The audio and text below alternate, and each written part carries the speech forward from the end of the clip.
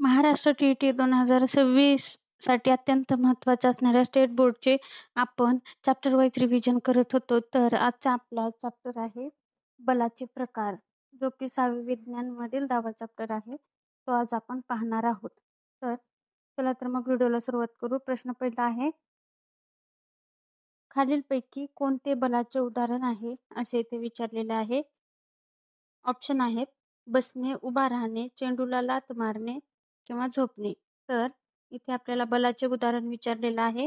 तर चेंडूला लाथ मारणे हे बलाचे उदाहरण आहे. तर चला तर मग याचं स्पष्टीकरण पाहू. इथे दिलेलं आहे की बल म्हणजे काय? कोणतीही वस्तू आपणहून जागा बदलत नाही. वस्तू हलवण्यासाठी बलाची आवश्यकता असते. गतिमान वस्तूची दिशा बदलण्यासाठी तिला थांबवण्यासाठी बलाचा वापर करतो. तर आपल्या दिशेने येणारा फुटबॉल गोलाच्या दिशेने ढकलण्यासाठी आपण त्याला गोलाच्या दिशेने पायाने ढकलतो, म्हणजेच बल लावतो. दैनंदिन जीवनात आपण उचलणे, ओढणे, सायकल चालवणे व वेळप्रसंगी ती थांबवणे, ओझे ढकलणे, पिळणे, वाकणे, गाडी चालवणे अशा अनेक क्रिया करतो. त्या करण्यासाठी जोर लावण्याची आवश्यकता असते. वस्तूवर कोणत्याही प्रकारचे ओढणे व ढकलण्यासाठी लावलेल्या जोरास बल म्हणतात. तर सोप्या शब्दात इथे सांगितले आहे की एखाद्या वस्तूला ओढणे, ढकलणे म्हणजेच थोडक्यात त्याची जागा बदलली जाते. वस्तू हलवण्यासाठी इथे दिलेलं आहे. जे आपण बल लावत असतो किंवा जोर लावत असतो त्यालाच बल म्हणून म्हणले आहे. तर त्याच्यानंतरचा क्वेश्चन पाहूया. इथे दिलेलं आहे स्नायूंच्या साहाय्याने लावलेले बल कोणते? जे आपण स्नायूंच्या साहाय्याने बल लावतो ते कोणते बल इथे विचारलेलं आहे. तर ऑप्शन आहेत गुरुत्वीय बल. तर पृथ्वी आपल्याकडे एखादी वस्तू खेचते तर त्याला गुरुत्वीय बल म्हणतात.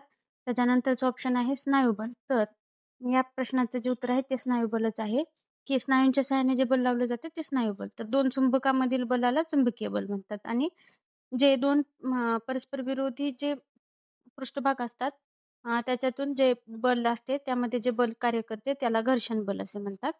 तर इथे आपल्याला स्नायूच्या सहाय्याने लावलेल्या बलाच विचारलं आहे म्हणून स्नायुबल हे याचं करेक्ट आन्सर आहे. त्याच्यानंतरचा नेक्स्ट क्वेश्चन पाहूया.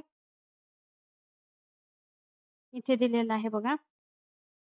पृथ्वी वस्तूंना आपल्याकडे खेचते ते कोणते बल? तर आताच आपण पाहिले आहे पृथ्वी जे वस्तूंना आपल्याकडे खेचते म्हणजेच ज्याचा न्यूटनने शोध लावला ॲपल खाली का येते वगैरे असं जी थिअरी आहे. तर पृथ्वी वस्तू आपल्याकडे जे खेचते म्हणजे आकाशात एखादी वस्तू वर फेकली तर ती बरोबर खालीच येते. तर हे कुठलं बल आहे? तर हे आहे गुरुत्वीय बल. म्हणून याचं ऑप्शन क्रमांक सी हे उत्तर आहे. त्याच्यानंतरचा क्वेश्चन पाहूया. इथे आपल्याला गुरुत्वीय बलाचे आणि असे होऊन गेले हा एक कॉलम आहे, ज्याचं स्पष्टीकरण आपल्याला इथे पाहायचं आहे. तर गुरुत्वीय बलाचे डेफिनेशन दिलेले आहे. पृथ्वी जे बल लावून वस्तूंना आपल्याकडे खेचते, त्या बलास गुरुत्वीय बल म्हणतात. आणि गुरुत्वाकर्षणाचा शोध सर आयझॅक न्यूटन यांनी 17व्या शतकात लावला. पृथ्वीचे गुरुत्वीय बल हे नेहमी वर जाणाऱ्या वस्तूंना विरुद्ध दिशेने असते. त्यामुळे वर फेकलेल्या वस्तूची गती कमी होत जाते व शेवटी ती शून्य होते. मग ती वस्तू आणखी वर न जाता खाली पडायला लागते. खाली पडताना तिच्या गतीत गुरुत्वीय बलामुळेच सतत वाढ होत असते. तर एखादा चेंडू आपण वर फेकला तर एखाद्या ठराविक वेळ झाला ठराविक त्याला आपण जेवढं बल लावलं आहे तेवढं तो वर जातो. पण तो एक्झॅक्टली खालीच का पडतो? तर ती पृथ्वीची जे गुरुत्वाकर्षण शक्ती आहे ती त्याला आपल्याकडे खेचते व त्यामुळेच ती वस्तू पुन्हा खाली येताना गतिमान असते. असे इथे सांगितले आहे. त्यानंतरचा क्वेशन आहे, 2 पृष्ठभागांना विरोध करणाऱ्या बलाला काय म्हणतात? ऑप्शन आहेत गुरुत्वीय बल, घर्षण बल, स्नायू बल, चुंबकीय बल. तर आपण आताच गुरुत्वीय बलाची माहिती पाहिली आहे. त्यानंतर स्नायू बल पाहिलं आहे, चुंबकीय बल पाहिलं आहे. त्यामुळे 2 पृष्ठभागातील भागामधील विरोध करणाऱ्या बलाला घर्षण बल असे म्हणतात. हे ऑप्शन क्रमांक बी हे याचं करेक्ट आन्सर आहे. त्याच्यानंतर इथे घर्षण बलाबद्दल माहिती दिलेली आहे. कॅमेऱ्याच्या सोंगटीतील हळूच टिचकी मारली असता ती कॅरम बोर्डावरून घसरते व पुढे जाते, परंतु काही अंतरावर जाऊन ती थांबते. सपाट जमिनीवर गरंगळणारा चेंडू थोड्या अंतरावर जाऊन थांबतो, असे का होते?